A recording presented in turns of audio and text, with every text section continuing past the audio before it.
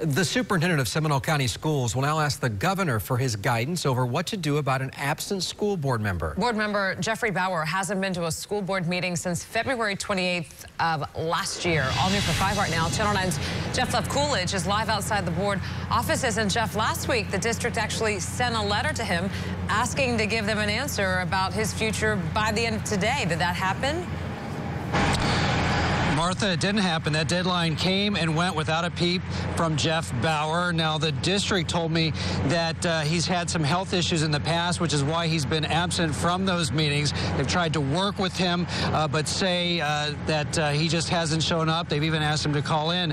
I also reached out to him at the physical therapy rehab center that he's staying at in Leesburg, but he did not return my phone calls today.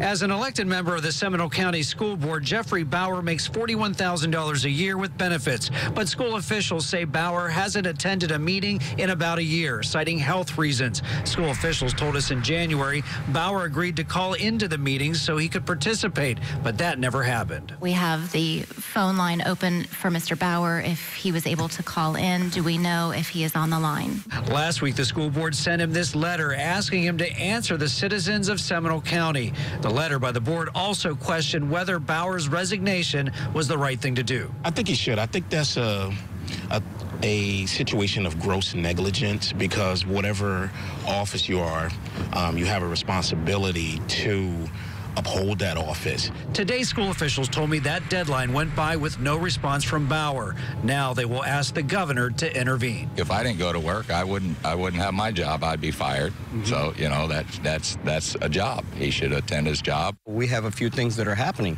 the shootings in the schools and things of that nature. So we do need him to be up there in the board meetings taking care of this, because these are our kids. Now, if he doesn't resign, the governor is the only one that can remove him from office. We now have to wait and see what the governor says.